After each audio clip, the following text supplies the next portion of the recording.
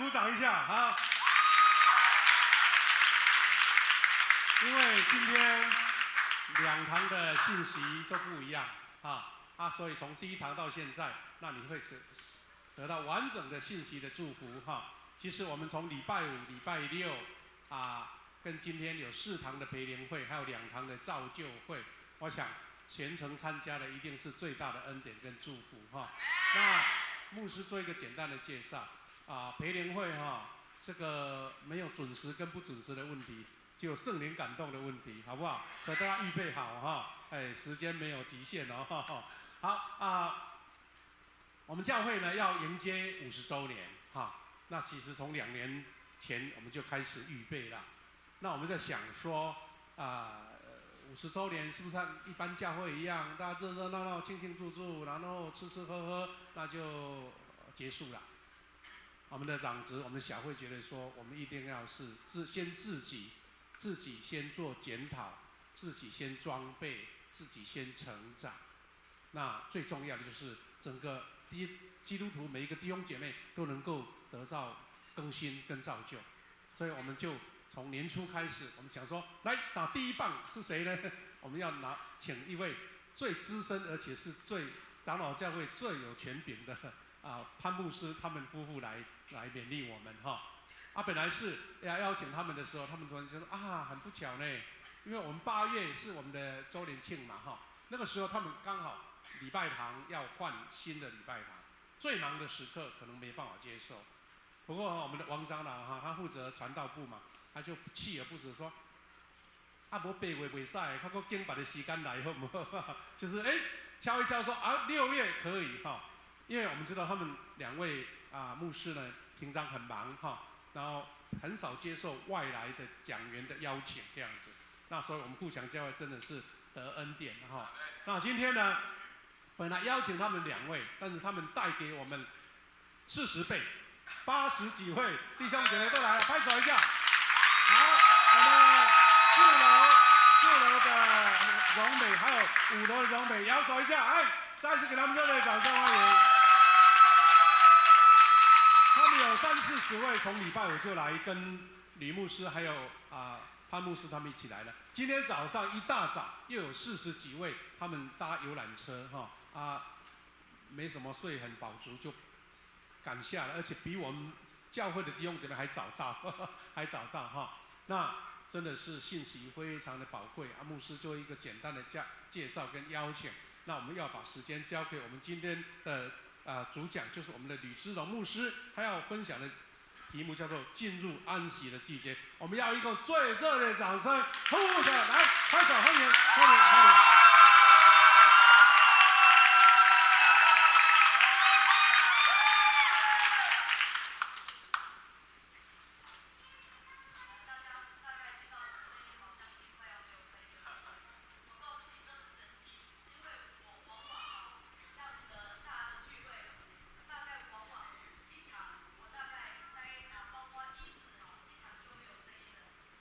我也没有想到说为什么可以在富强3天6讲还有声音呢？所以真的很感谢神还能唱，我就发觉哇，这辈子没有发生过这样的神迹耶！感谢神我们知道，我今天要跟大家分享是进入安息的季节，因为安息这2个字对我们富强这2年来有个很重大的意义。我们知道全世界才刚经过3年的新冠的疫情那么各行各业好像都刚在复苏的当中，但是没想到6月已经开始了，确诊人数7、8月听说又会再升温。OK， 所以呢，我们就知道今年4月3号也发生了这个花莲的大地震。你看许多的居民他们又陷入很多的困苦，他们的房屋倒塌，各方面有家跪不得。那时候的余震我是不晓得台南严不严重，我觉得我们嘉义蛮严重的，这你动不动你都觉得在地震。有没有？连你的头晕你也觉得在地震，你已经搞不清楚头晕跟地震到底哪一个比较频繁的OK， 所以你就发现，其实人生的灾难苦难真的是很多，真的是一波未平一波又起，对不对？从小到大，一下子这个灾难，一下子这个困苦，一下这个痛苦，很多的都发生在我们每个人的身上。马鞍峰教会华里克牧师呢，他曾经勉励一句话。他告诉我们说，上帝造这个风浪冲浪的人呢，只是乘上那个浪，没有任何冲浪者试着想要造海浪或风浪。如果那一天没有浪，你就不要在那一天冲浪，就是这样，了解吗？另一方面，当一个冲浪者看到一个好的浪，他也会很尽量的去使用这个好的浪，然后即使在暴风雨的当中，他也乐此不疲。所以呢，我认为身为基督徒就应该要像一个有经验的冲浪者一样，你要能够辨别圣灵的浪潮现在是高低起伏，并且呢，知道圣灵的浪潮来了，你就要去乘上那个海浪、那个浪，圣灵的浪。我们的责任不是追浪，我们要能够分辨这个世界，上帝在这个世界这个时间点的神的心意，上帝如何的工作，这个是我们每个基督徒都必须要去察觉跟分辨的。以赛亚书告诉我们：“我是耶和华你的神，搅动大海，使海中的波浪砰轰。”所以高高低低的浪呢，若是出于上帝的手，对我们的生命是有益处的。我上一讲里面很多的苦难，对不对啊？我没有保罗那么伟大，因为我还没有被鞭打40下，了解吗？我还没有全身都是伤，被丢到海里的经验没有，只是心智上真的是很受苦啊。但是我们晓得，不管是摩西、大卫、约瑟、但以理啊、众先知啊，他们呢都是一样，人生各有风浪，每一个人的风浪大大小小，时间是不一样的。但是你要知道，风浪这个浪不一定都在高点，它一定会怎么样？有浪过去的时候，就会回到平息了。很多的时候呢，我们对神的时间跟旨意其实并不敏锐，但是神的工作是有季节性的。上帝对你的家庭、对你的人生、婚姻、你的孩子、你的学业、经济都有他的计划，所以我们的责任就是你要很察觉神现在在我身上的旨意跟计划是什么。那我们知道这个分辨这个时间，我们才能够去做对的事。就好像农夫，他很能够注意时间这个天气，他们能够掌握好这个四季的环境啊的变化。春天到了要努力撒种，夏天到了要怎么样？殷勤的灌溉施肥，到了秋天要收割庄稼，到了冬天要修剪枝子，学习好好的休息。如果呢你在春天的时候你就想要拼命的收割，你一定是什么？徒劳无功。在秋天你要拼命的撒种，那我告诉你，你就会错失所有的收成。就好像呢，我们在什么时候吃水果也是很重要。其实我以前对这种东西是没什么概念的，你知道吗？就说反正有得吃就好了，你怎么会去管说春夏秋冬12个月什么月份吃什么东西？我觉得那是老人在记的，我不用记啊，我为什么要去记？市面上有在卖什么，我就买来吃就好了嘛。但是后来呢，我才觉得这个学问真的是还蛮大的哈。什么时间呢？吃什么水果？你知道吗？4到5月份要吃屏东方山的芒果，5到6月要吃高雄大树跟旗山的芒果，6到7月要吃我们台南玉井南化的芒果，7月份你还可以吃到左镇的芒果。这个就是在对的季节和时间点啊，做对的事。这是 GPT 告诉我的。好，所以呢，我们一定要很敏锐，到底神的手现在在我们的身上有什么样的工作？对于我们的教会，神的心意什么？我们富强教会已经走到48年了，神的心意在什么？你们去嗅到那个属灵的浪潮跟氛围，还有神的引领了吗？只要我们能够全力配合神来工作，我们就会在很重要的时间点里面看到上帝神迹性的突破发生在我们当下。我们只要乘上那个浪潮，抓住神的祝福和机会，那我们就能够蒙福了。好，那么我们刚刚知道，在狂风暴雨当下，我们每一个人最渴慕的就是那种风暴中的安宁、安静、安息的那样的力量在我们的里面啊。听说我们富强教会在后年，对不对？应该是后年进入57年。那么现在这个时间点，应该是如果到了8月是进入49年，是哈，49年安息年啊。那今天又是安息日，我们很清楚知道，富强教会、富强的弟兄姐妹们，你们正处于要进入一个安息的一个季节。你们知道这是多么大的一个福气吗？但是如果你要得到禧年我们刚刚有读到那个经文禧年。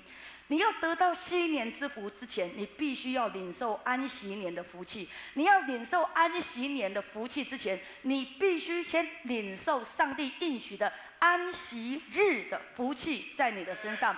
也就是说，上帝赏赐安息的祝福和力量是有分等级、阶级和层次的。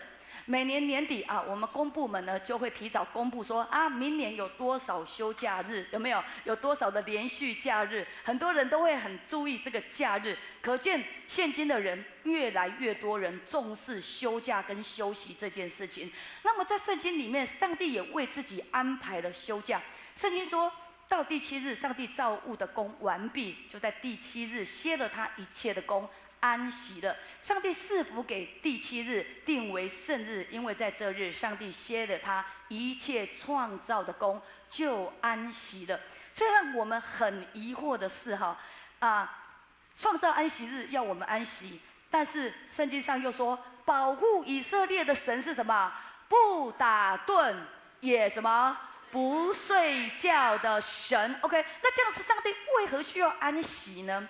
圣经到底有没有冲突？很奇妙的是，不仅上帝他自己定了自己的安息，上帝也要我们有安息、有休息。所以诗篇46篇的第10节，我们一起来读，请。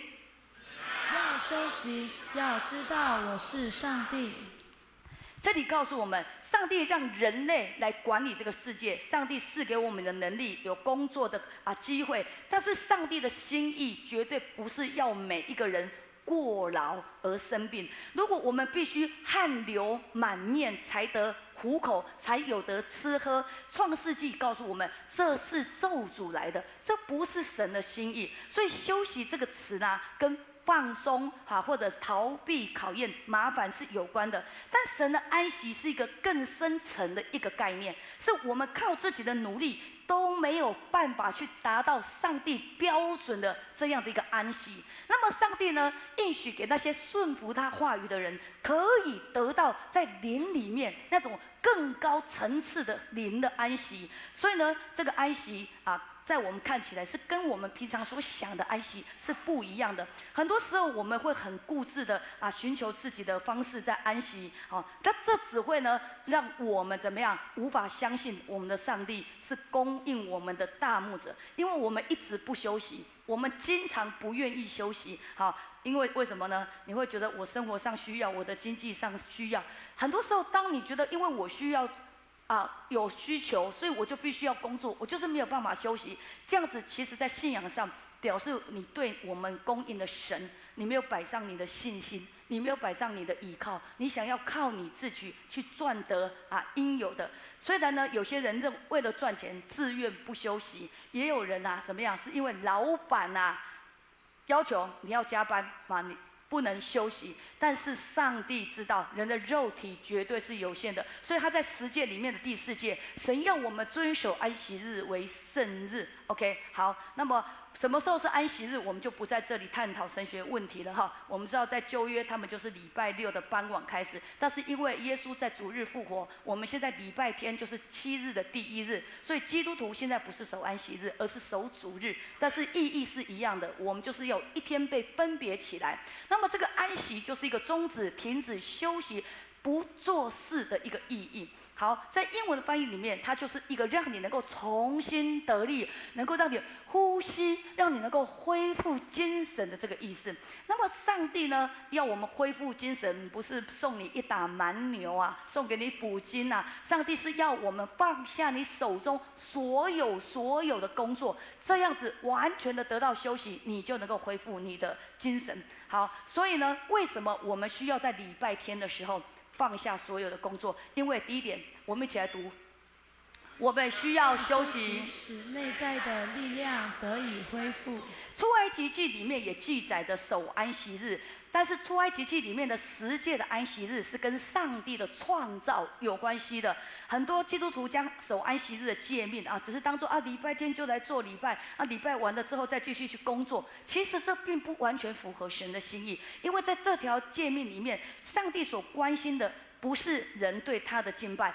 上帝真正的关心的是，他想为人类留一天的时间，完完全全的能够安静跟休息的时间，这才是神真正的心意。但是呢，有些人会为了生活的原因，种种的原因，却不肯来休息。所以先知以赛亚怎么说？来，我们一起读经。耶和华以色列的圣者曾如此说：你们得救在乎归回安息，你们得力在乎平静安稳，你们禁止不肯。圣经说你们禁止不肯，原因是什么？因为老板要求我加班，因为制度要我轮班，因为我要赚钱养家糊口，因为我有责任，因为我要追求我的成就感。弟兄姊妹，等到有一天你必须躺在床上医治的时候，难道那个时候我们才愿意休息吗？所以安息日这个第一个理由，是因为我们就是肉体，我们就是这样的软弱，我们真的不是钢铁人，我们真的需要休息，使内在的力量得以恢复。第二点，什么？来，一起来。需要将这日分别出来。上帝将安息日定为圣日，这个神圣的意思，就是从这个世界当中被分别出来的意思。从这个世界控制你的范围，很多的约会时间的压迫很多的压力、责任，还有很多的期待，别人对你的压力啦，各方面，你必须要把这些东西在这一天特别跳脱，要分别出来。我们要知道，只要谈到神圣的安息日，神圣2个字都带有怎么样？医治、医疗的功效。安息日对我们来讲是一种属灵的药，让我们不要在这一天又陷入在那个工作的压力、紧张、焦虑的状态之下。这种药可以让我们能够放下我们的心灵，然后在主的怀中，让我们的心灵一个礼拜1到礼拜6，你可能有很多的创伤，你很多的各样的重担。到了礼拜天，我们可以得到完全的医治，完全的释放。那么，如果圣日就是属于上帝的日子，就不是我们每一个基督徒可以支配的日子。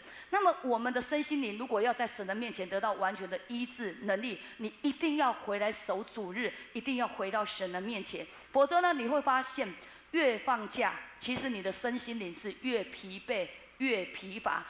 那你也会越来越不想怎么样亲近神。所以圣经告诉我们这句话，一起来读经。你们不可停止聚会，好像那些停止惯了的人，倒要彼此劝勉。既知道那日子临近，就更当如此。好，我们来看第3点，为什么需要守安息日？一起来读经。安息日是自由的表现。在申命记里面第5章这里告诉我们你也要纪念你在埃及地做过奴仆，耶和华你上帝用大能的手和伸出来的膀臂将你从那里领出来，因此耶和华你的上帝吩咐你守安息日。我们知道出埃及记也讲到安息日，申命记也讲到安息日。我刚刚讲的出埃及记的安息日跟上帝的创造有关系，但是申命记的安息日呢是怎么样以色列人出埃及的历史和上帝的拯救都与自由有关系。申命记强调的是上帝的拯救还有自由，出埃及记的安息日强调的是上帝的创造。所以弟兄姊妹，我们每一个人都必须在守主日、安息日的当中领受上帝新的创造，新的心赐给你新的人，然后新的力量。我们也需要在礼拜天透过上帝来拯救我们，脱离礼拜1到礼拜6的一切的辖制、病痛、受苦、心灵的压制，得到真正的自由。很多人会讲说我被我的工作绑死了绑着就叫做没有自由、没有释放。所以呢，如果守安息日的自由的表现呢，就代表说我在这一天，我就是要回到神的面前，我不再受到我的老板，我不再受到任何的制度上面的催逼，没有人可以有权利来抢夺这个神圣的日子，还有我的身份，就是我基督徒，我就是必须要回到神的面前。那么我们可以从主耶稣的身上来了解安息日的这个真谛。我们知道有一天在安息日的时候，耶稣跟他的门徒从这个麦园经过，那么他的门徒一边走就一边来拾这个麦穗。法利赛人看了很碍眼，很反感，他们就来批评这个事情。好，认为门徒怎么在安息日做的这个事情呢？但是耶稣却怎么样为门徒的行为来辩护说，耶稣怎么说？安息日是为人设的，人不是为安息日设立的，所以人子也是安息日的主，人子也是安息日。所以呢，耶稣在安息日医治病人的时候，他要传讲的是，我们的上帝是一位随时可以拯救我们、赐给人心灵自由的上帝。所以安息日的存在，就是为了要医治我们。医治什么？我们平常礼拜一到礼拜六生活里面的一切的扭曲、一切的伤害、遗憾，我们必须再次回到神面前，得到安慰、得到自由、得到释放，重新振作起来，再去面对明天的礼拜一。就是这样的一个意义。所以耶稣认为安息日的原型的意义，就是人应该在安息日思想上帝在他里面所创造原本的这个形象。人应该借着安息日的祝福得到医治之后，恢复上帝创造你新的健康、新的生命的形象。所以呢，我们知道耶稣在安息日做了很多的医治，这我在这里我就不再多说，非常多记载在四福音的里面。耶稣在安息日治病，就是要使人重新得到自由、生命和医治。好，所以呢，守安息日不仅让我们的肉体得到充分的休息，更大的意义是你遵守了上帝的话，你愿意让我的灵魂体更加的复兴苏醒，你的内在一定会更加的有力量来面对每一天的环境啊！所以我们不要在礼拜天的时间安排一堆的会议，安排一堆的休闲娱乐活动。你要让你的灵回到神的面前，你的灵先再次被神医治、眺望、休息。所以你要知道，礼拜天是我们头脑休息的时候，礼拜天是我们的情绪休息的时候，礼拜天也是我们的身体最需要休息的时候。我们千万不要在礼拜天又把自己搞得怎么样？哇，更加的累，更加的疲惫。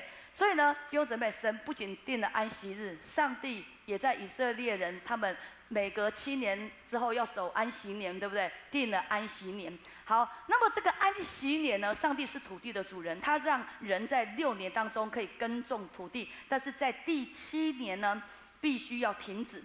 圣经说，第7年地要守圣安息，就是像耶和华守的安息，不可耕种田地，也不可修理葡萄园。原来呢，他们在第7年的土产不是归主人的，他们第7年的土产是上帝赐给仆人、婢女，还有雇工，还有寄居的人，还有他们当中的一切的什么走兽、牲畜当食物的。所以以色列人他们在守安息年，是要学习放下为自己争取的一切。这样的一种观念在过这个安息年，上帝要透过你的土地出产的东西来帮助那些弱势的人跟牲畜。OK， 所以呢，我们就能够进入到另外一种的安息的一个概念，一个更高层级的一个安息。安息日多半是为我们自己，安息年是为了你周遭的弱势，还有你的牲畜来守的。OK， 这样子不仅提升了我们对安息年的概念，也表达了我们跟神、跟弱势者关系和谐的关系。然后呢，安息年也不是什么都不做，反而上帝呢要以色列百姓在安息年这个时候为国家每一个这个民族要做一件事，什么事呢？来，我们一起来读，请。每逢7年末1年，你要施行豁免。豁免的定例乃是这样：凡债主要把所借给邻舍的豁免了，不可向邻舍和弟兄追讨，因为耶和华的豁免年已经宣告了。原来安息年也是上帝的豁免年。圣经说，你若留意听从耶和华你神的话，谨守遵行我今日所吩咐你这一切的命令，我就必在你们中间什么？没有穷人了，就没有穷人了。弟兄姊妹，你看这是何等大的恩典！穷人也蒙福，有钱的人也蒙福。请问我们当中有没有西元1951年等等等等这几年出生的？51、58、65、72、79，来，有没有这几年西元年出生的？来举手一下，有吗 ？OK， 好，哇，好像不是很多，但还是有。你知道吗？这几年都是安息年呐，哇！我自己在研究这个讲到说，我自己是不是安息年生的？我不是我错过了。1951年潘牧师中奖了，安息年生的，哇，多么有福气啊！安息年生的，透露了他的年龄了，抱歉。OK， 好。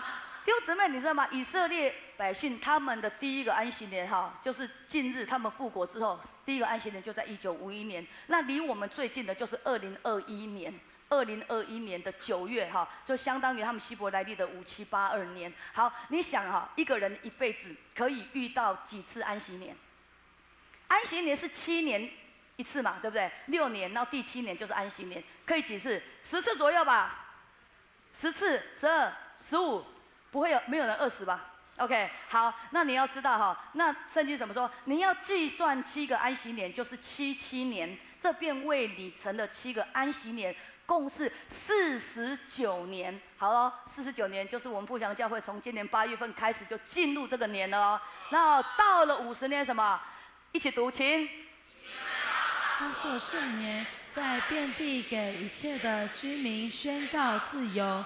这年必为你们的喜年，个人要归自己的产业，各归本家。这些年你们个人要归自己的地业。过去你的家族如果因为贫穷把地卖给别人了，到了西年这一年，你可以赎回你的祖先所一切的地业都可以买赎回来。那如果呢，你的有家人因为贫穷被卖给别人当仆人呢，怎么样？除了买主不可以严严的辖管他以外，到了50年怎么样？一切的债务都要一笔勾销，让这个仆人回到他自己的本家，也就是人就得到完全的恢复的自由。所以呢，我们对于新年有兴趣的弟兄姊妹，你可以回去好好研读了利未记的第25章。弟兄姊妹，你会发现非常不可思议吧？如果你一生当中有遇到一次的新年你知道吗？你身上所有的负债全部都一笔勾销了，你祖先的产业全部都回来了。你家里如果有人被卖到国外去当奴仆的，那一天全部都要回来了。所以50年的新年是让人得到完全的自由，完全的得到什么呀？恩典的一个很大的一个年。这相当于什么呢？相当于经济彻底的重新分配，了解吗？因为债务全免嘛，所以你负债很多的人，你遇到新年哇，没负债了一切归零了，卡债什么信用卡什么都不用还了，你知道吗？当然我不知道以色列有没有这个卡债这个东西了OK， 那你知道吗？你家的房子也回来了，公司也回来了，土地也回来了，你的仆人也回来了，负债全免了，所有的机会都回到了原点。弟兄姊妹，有什么年比过西年还要好啊？我们台湾的农历年也没有这么恩典吧？了不起收几个红包，了不起这个红包再大包一点，对不对？但是你看神为我们定的这个西年是何等大，在一生当中的恩典呢？那为什么第50年要称为西年呢？因为圣经说，他们每到49年底就要大声的吹这个羊角，要宣告宣告代表一个意义。这个吹羊角也是一个属灵的含义啦，就是代表了整个教会，代表整个以色列族。我宣告，我进入神的命定。我进入到神的旨意里面，我向灵界里面宣告，我进入神的丰盛的应许了。所以他们必须要吹羊角。OK， 好，所以呢，上帝为以色列百姓这一生当中预备了这样的一个季节，就是安息年，接着就是西年的季节。我想在安息年或者在西年不会有大地震吧？上帝不会开玩笑到在你西年的时候让你来一个大地震或者来一个海啸，我相信这些不会。虽然他们会劳苦会贫穷，但是只要上帝的季节一到，安息年一到，西年一到，我告诉你，一切的债务全免了。我发现现今的人身上最大的苦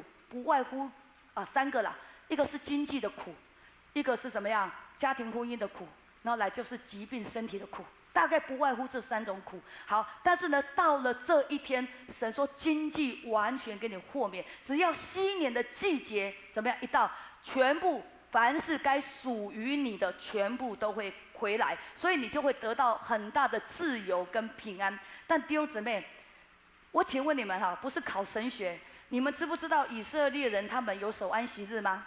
有没有？有啦，好，有守啦。OK， 他们在旷野的时候，他们有守安息日，但是呢，守到后来，到了以赛亚先知的时期呢，他们渐渐没有再遵守安息日了。到了尼希米时期更夸张，他们反而在安息日开始做生意，好做生意，所以就得罪了上帝。那请问大家，以色列百姓有过安息年吗？不知道哈。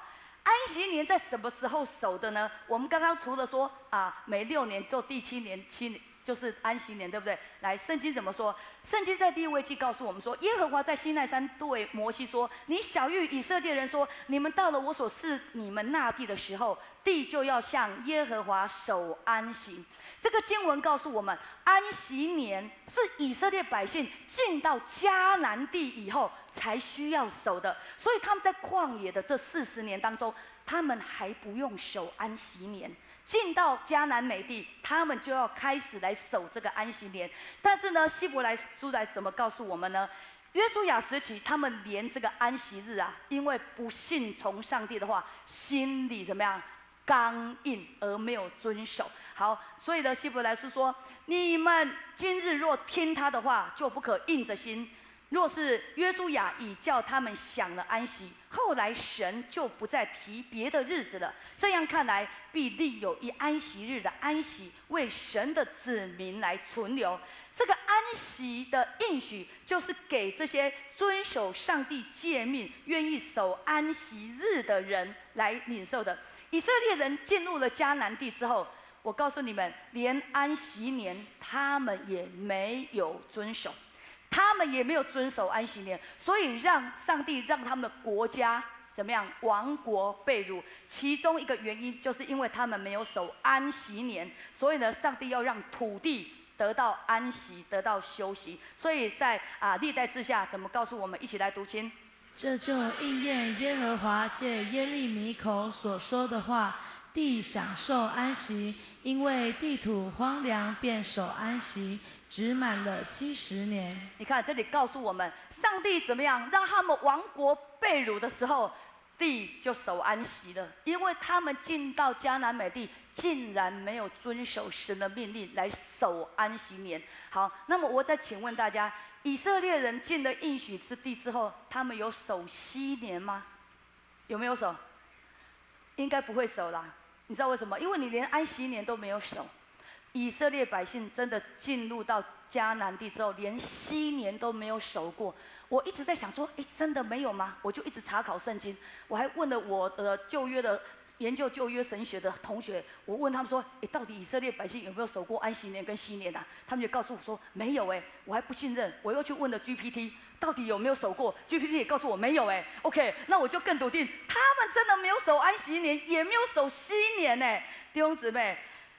圣经真的查不到以色列百姓在迦南地、在士师、在列王时期、被掳时期都没有守过西年甚至到了耶稣的时代，你知道西年的概念只是成了一种理想，而没有实际落实的一个的政策。西年只是一些虔诚的信徒遵守跟研究经文的怎么样？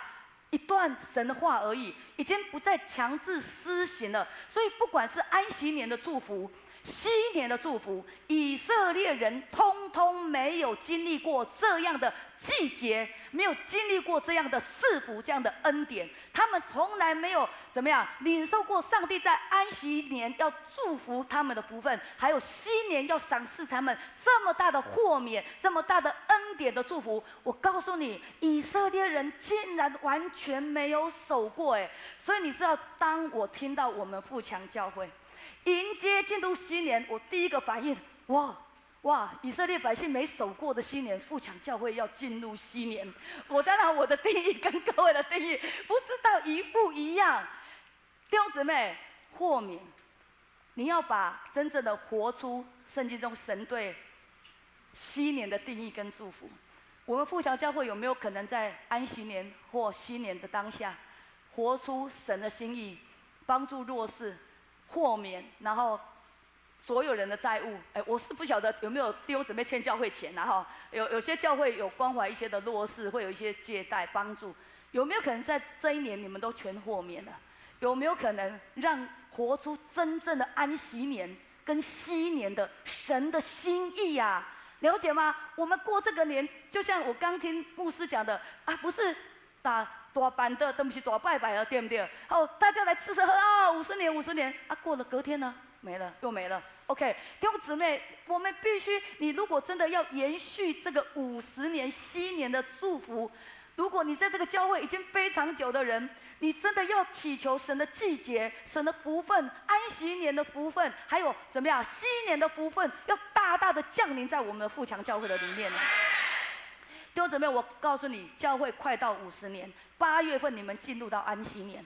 你们既然宣告了49年，你们就要真的活出、做出圣经里面所讲的安息年。到底他们做了哪些事情？教会50年应该做哪些事？圣经有告诉我们，就是我们今天你们说你们很熟的一个经文。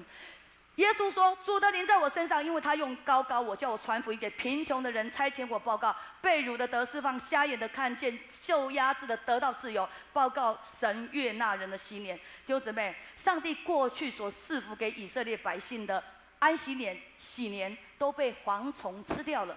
你知道吗？上帝应许给他们的福气都被蝗虫吃掉了。但上帝要透过耶稣的救赎、耶稣的恩典，补还我们这些年日，而且是加倍的补还你这些年日。因为耶稣要带我们现今的基督徒进入到一个属灵里面前所未见的禧年的国度的里面。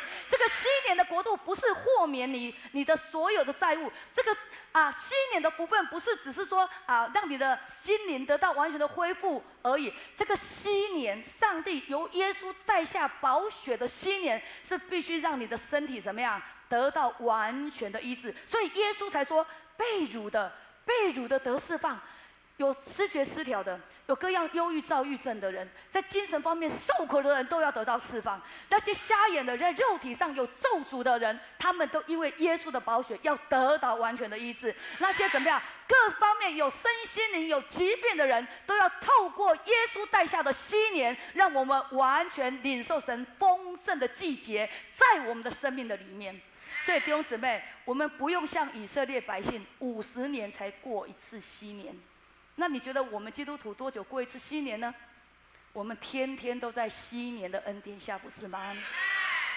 弟兄姊妹，你如果有信心，你每天都在过禧年，你不用等50年，因为有些人活不到50年，也等不到这个禧年，你也不可能回到旧约去守那个禧年。我们必须在耶稣恩典新约的时代下守这个50年的禧年，就是耶稣他已经担当了你的贫穷，叫你不再贫穷，因为使我们可以在信上富足，因为耶稣已经免了你的债，了解吗？你已经不可能奢望谁免你债，但是耶稣说怎么样教导我们祷告，免人的债，如同神免了我们的债一样。所以我们真的透过耶稣的救赎、耶稣的应许，我们可以去活出上帝原本要赐给以色列百姓的安息年之福，还有禧年的祝福，都因为我们遵守、信靠耶稣，领受他宝血的能力，我们今天都可以得到这些的福气。阿们吗？弟兄姊妹，那上帝如何将安息日的祝福禧年的祝福临到我们呢？我刚刚讲的，神要祝福你禧年的祝福之前，他会让你先领受安息年的祝福。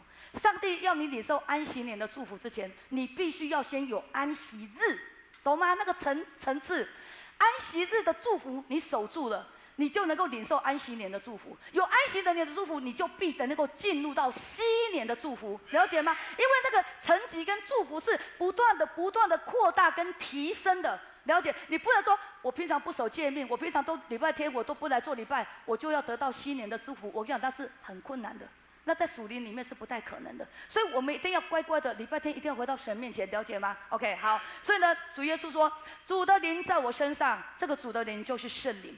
当神的灵在我们身上的时候，我们一切所失去的耶稣要通通怎么样补还给我们，我们的生命得到反转，失去的上帝要重新赐予我们，我们的信仰生命要经历神迹性的突破在我们的弟兄姊妹。所以弟兄姊妹，当圣灵的风吹向我们的时候，就会带向上帝荣耀的同在，复兴就会来到，安舒的日子就会来到，神迹奇事就会彰显在我们的当中。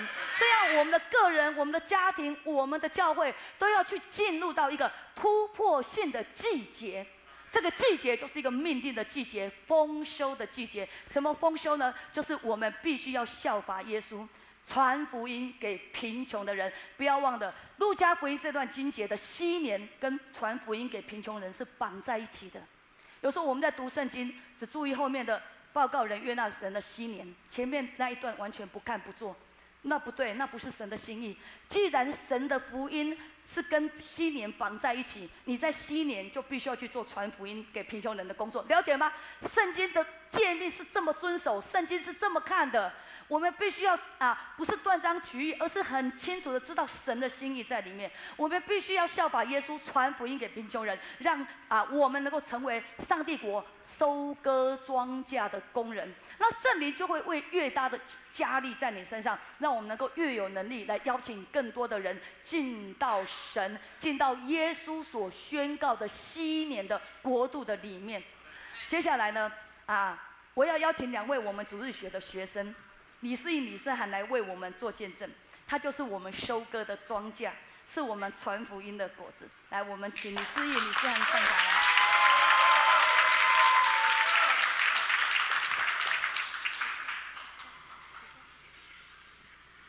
各位牧师、长职、同工，大家平安。我是姐姐诗颖，我是妹妹诗涵。感谢神让我和妹妹在小小的年纪就有这个机会在这里为主做美好的见证。我们妈妈的前夫因为邻居的关系被引诱去吸毒了，也会一直跟妈妈拿钱买毒品。妈妈那时候的工作是在早上3点和之前的阿公阿嬷去市场卖菜，后来身体越来越不好，又一直跟妈妈拿钱买毒品，最后妈妈就请警察把她的前夫抓走了。妈妈之后再也没有跟之前的阿公阿嬷去市场卖菜，而改去卖方块酥，也因为被同事霸凌，所以离职了。我们家就越来越贫困。4年之后，妈妈决定来到嘉义市，也认识了我们的爸爸。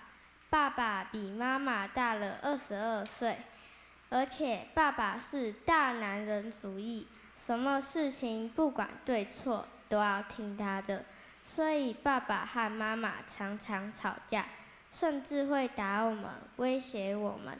有一次，爸爸和妈妈带着我们去爸爸朋友家吃饭时，爸爸不戴安全帽，妈妈提醒爸爸要戴，不然会被警察发现。后来爸爸很生气，打了妹妹1巴掌，准备去厨房拿刀。妈妈在挡的时候被打到，头就流血了。那时候我们都很害怕，也很害怕爸爸又会对我们做出什么恐怖的事情。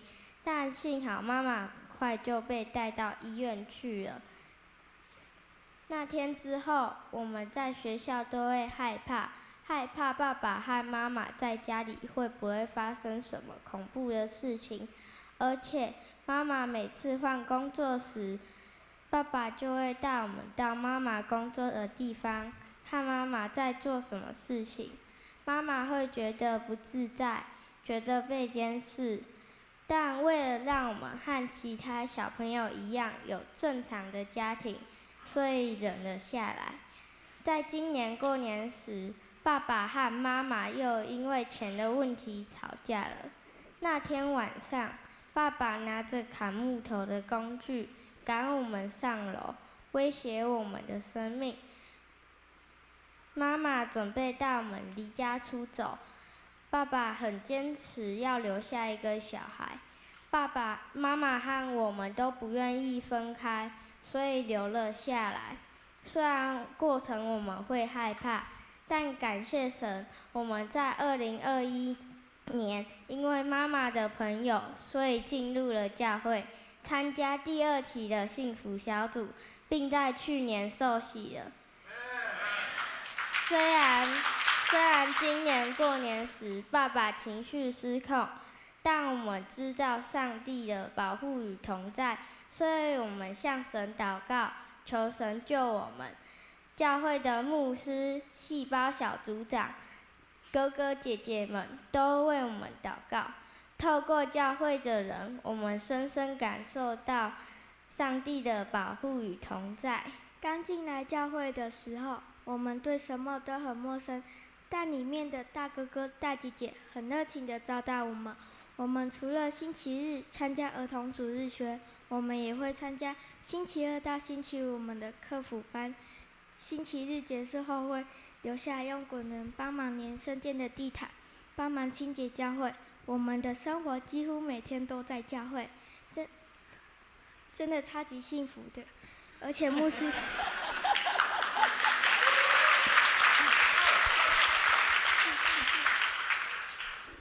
牧师也对我们很好，会买小洋装给我们穿，也会关心我们在学校的成绩。进入教会后，真的很多东西都改变了。曾经我的爸爸跟妈妈都是很强硬的，甚至常常说不好听的话。但受洗后的我们家的气氛开始改变了，会开始说对不起、谢谢，彼此相爱，这都是我以前想不到的。我相信我跟天父爸爸的关系会越来越好，我的家、我的成绩、我的人际一定会越来越好，因为上帝是将一切不可能变为可能的上帝。受洗之后，牧师跟我们说要开始服侍了哦，但是那个时候我想说，我年纪那么小，怎么服侍啊？但那个时候有很多大哥哥大姐姐带着我们在主日学时站在前面，带着其他小朋友做奉献祷告，以及大声的唱歌跳舞。在去年，姐姐在教会中学习了钢琴跟小提琴，而我则是学习爵士鼓跟小提琴。我们学乐器不是为了好玩，而是希望以后可以用乐器来服侍上帝。因为天父爸爸很爱我，所以我想回应他的爱。今年教会开始举办了儿童幸福品格营，我们成为了小童工，会跟着大哥哥大姐姐一起服侍。我们除了站在前面带着其他小朋友唱歌跳舞，我们也会站在门口欢迎大家，真的超级开心的。现在的我们每天课辅班结束后都会跪在圣殿祷告，虽然我们年纪小，我们也可以为了我们的国家、教会、身边人祷告。我们现在都过得很喜乐，也对未来充满期待。感谢神找到了我们，成为他的宝贝，陪我们走每一步路，这是我们的见证。感谢各位牧师、长职、同工的聆听，将一切荣耀归于爱我们神。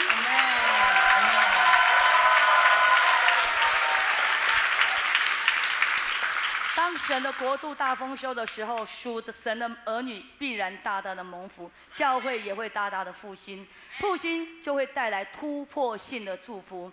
弟兄姊妹，当我们进入到喜年的这个季节的时候，我们真的要看见上帝奇妙的作为在我们的身上，在我们的教会，我们一定要领受，要接受得到这个新的恩膏跟祝福。不要49年了、50年了，我说神的祝福在哪里呀？好像我完全没有经历到。弟兄姊妹，那就是我们没有去嗅到那个属灵的氛围的味道，了解吗？没有乘上圣灵的浪潮。以赛亚书怎么告诉我们？这个经节我来读：耶和华如此说，你们不要忘记从前的事，也不要思想古时的事。看啊，我要做一件新事，如今要发现，你们岂不知道吗？我必在旷野开道路，在沙漠开江河。弟兄姊妹，这个经节大家太熟了。为什么上帝要百姓不要纪念从前的事？你有没有去想过？如果上帝跟你讲，你不要再纪念从前的事，到底在说什么啊？从前的事呢，就是以色列人的祖先告诉他们的，因为他们的律法都要一代传过一代，对不对？所以他们的祖先呢，就告诉他们说：啊，过去我们在埃及好苦哦，那我们就祷告，上帝就带领我们怎么样出埃及，然后到了红海呢，上帝就把这个红海给打开了哦，那让我们能够怎么样走干地过去 ？OK， 这件事情对以色列的百姓是不是很伟大的神迹？当然很伟大嘛，对不对？好，你知道光男丁60万，所以总人数出埃及的人大约落在200万人左右。哎，这群人被神来拯救，所以呢，这个故事这个事迹对以色列人来讲是耳熟能详，从小听到大的故事，每个家庭都一代接一代在传讲耶稣带我的祖先过红海，耶稣带我的祖先走干地，都在讲这个事情。OK， 讲到后来。好像你的上帝只会开红海，听懂吗？他们都只会讲这件事，讲到后来，那上帝还能为你们做什么啊？上帝做什么？除了红海外还能做什么？哎，我好像没听说哎。还有还能做什么？上帝不知道哎。那上帝在你的身上做了什么事？哎，我也不知道哎。上帝在我身上做什么？我只知道为我的祖先开红海啊，在我身上做什么？我也不知道哎。弟兄姊妹，他们的后代子孙啊，最深刻的印象就是上帝只会开红海，所以上帝透过先知以赛亚告诉你们不要再讲了，不要再讲我只会开红海啊，我绝对不是只会开红海的上帝呀，弟兄姊妹，上帝透过这个经节告诉他们，你们不要说我只会开红海，你们要知道，我不仅能开红海，我也能够在水中开路。错了，我也能够在路中开水，给你们看。这刚好是相反的神迹，不是吗？红海是把水分开，有路出来，但是这段经节是怎么样？江河没有水，水进来，是一个相反的一个神迹啊。所以上帝跟以色列百姓说：你们不要再老是讲旧的神迹了，不要老是讲古时的事了，你不要再讲从前的那个旧神迹了。我充满了那么的新鲜的恩典要临到你们，你们永远讲的都只有一个神迹，就是我的上帝为我开红海。弟兄姊妹，我们的信仰不应该是这样啊！我们的信仰不能停留到我的祖先领受圣灵充满，我的阿祖被上帝医治，他们很蒙福，所以很有钱，留到现在我也很有钱。我的祖先，弟兄姊妹，你以为我们的上帝只能为你的祖先做事吗？你以为你的上帝不能为你做事吗？你以为我们的神怎么样？他只能做旧的事吗？弟兄姊妹，今天上帝一样要在你的生命当中彰显新的奇妙的启示。弟兄姊妹，我们的神是能够行无比恶与神迹的神，我们的神能够，主耶稣能够叫瞎眼的得以看见的神。所以呢，主耶稣能够在你身上做什么？你不要说我不知道我信耶稣信那么久了，我不知道你身上有没有什么神迹？不晓得那你说，那你信耶稣信那么久，你有没有祷告？有啊，有祷告。那怎么会没有神迹呢？我的神迹可能就是我找停车位的时候就会找到停车位啊，我的神迹可能就是我很头痛的时候，我祷告一下，头痛就过了。OK， 我们的神怎么会只帮你找停车位啊？我们的神的神迹奇事恩典怎么只帮你来医治头痛啊？我们的神怎么会只有医治那么小的祝福在你身上的弟兄姊妹？不要再纪念从前的事了，不要再想过去的事了，你必须每天要去经历上帝新的恩典和神迹奇事在你身上，不是吗？当你生活遇到困难的时候，你不知道神能为你做什么的时候，我告诉你，我们的神能做给你的，能够在你身上所施行的神迹，比你所能够想象的还超过你所求所想的。弟兄姊妹，我们真的要祈求我们的神是能够突然介入在你的人生，介入到你的生活，介入在我们教会的神。荣美教会刚开始放弃要租土地的时候，我们打算再租一间小小间的，因为我们真的有经济的压力。我们真的弟兄姊妹很火热没有错，但是我们还没有看到眼前现有的财富。那我们后来我们就放弃。为什么会放弃？因为我的建筑师跟我说：你们要租这么小的建筑物？他说隔壁那一间是我设计的，你要不要干脆租那一间？就弟兄姊妹，就因为这样，我们才去发现了现在我们将要搬过去的这一栋的建筑物。所以弟兄姊妹，我们的心灵干渴吗？我们的心灵干渴吗？在干旱疲乏无水之地，当我们觉得没有路可以走的时候，上帝就介入了。当上帝知道你在走错路的时候，当上帝知道你在做错误的决定的时候，上帝会扭转你的脚步，因为他介入了你的人生。在旧约时代，我们知道以利亚的先知，他们经历了3年半的干旱。我们知道前些日子台湾的水库都没有水，大家都非常的紧张。但是你要知道，先知以利亚的时期，他们有3年半的时间是缺水的。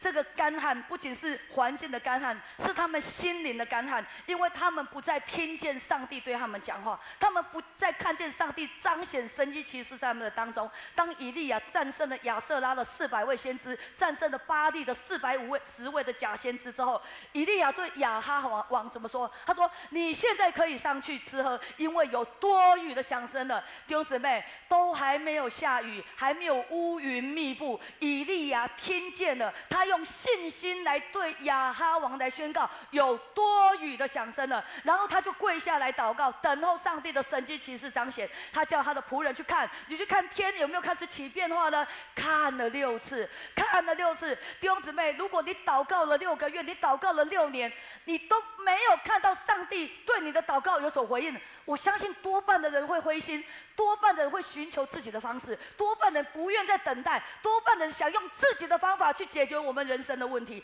但是以利亚先知看了6次，什么都没有，他还是不灰心，再去看一次，叫仆人再去看一次。第7次，仆人看见一小片云从海里上来，不过如人的手那么大，我们就称为它叫巴掌大的云啊。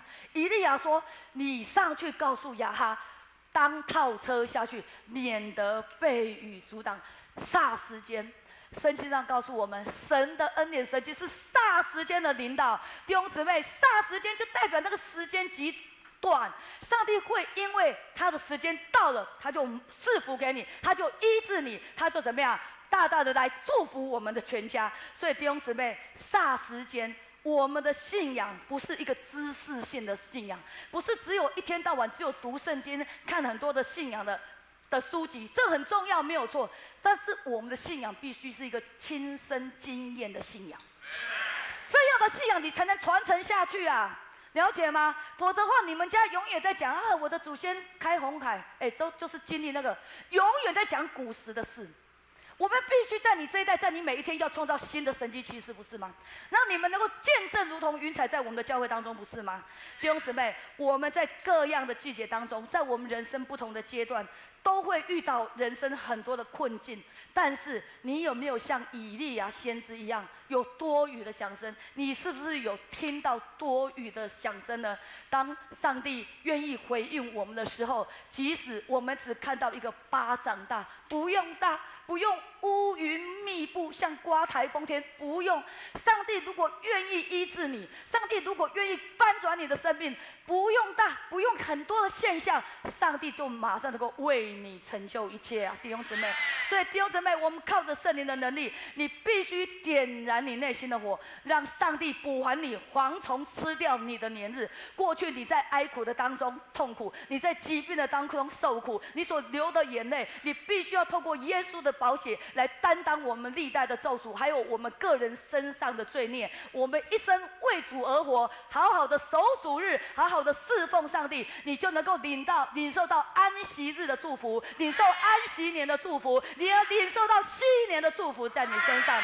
所以弟兄姊妹，让我们破碎的生命再次被圣灵来恢复，我们的灵性要再次得到复兴和眺望，我们的教会一定要经历神迹性的突破，圣灵要如同春雨降临在我们的当中，让我们每个干渴的心灵得到圣灵的滋养，因为上帝要介入我们的生活，上帝要在你的生命当中来做新事。弟兄姊妹，富强教会对我们而言就是一件新事。我发现我们的牧者长子同工实在太有信心了，我不知道你们的信心从哪里来。我们一个没有名的牧者，你们竟然敢邀请我。我告诉你，我生平第一次帮人家带培灵会，我也不知道我为什么要答应你们当培灵会。你们这么有信心，不认识我是谁。昨天魏鹏长老问我说：“牧师，我真的不认识你。”我说：“天哪，我都已经来带领2天了，对你讲的是实话，没有错。你确实不认识我，我也更不认识你们呐！怎么看呢？怎么会变成来这里3天的培灵会？我们2个的结论就是，哦，原来是圣灵带领，荣耀真的是荣耀归给了神。弟兄姊妹，为了这3天，我们的所有的预备，所有的见证，你知道吗？我们是跪在神的面前，祷告再祷告，一个主题换过一个主题，我都放在我的祷告祭坛前。上帝给我改了很多题目，上帝也给我安排了很多。上帝就告诉我，你这个地方怎么带，圣灵会告诉我你要怎样安排。所以这3天啊，你如果觉得说我们在这里的服事有带给你们一点小小的感动，真的请你们为我们来代祷在上一堂我有谈到，我们教会真的是有需要哈，因为我们要传更大的福音。为什么不买？长老教会都喜欢建制产业，这不是错误。但是我的个人领受的意向是，我现在不想要为了盖个大教会，然后身上背了好几千万的负债，然后压垮所有的长子或者弟兄姐妹。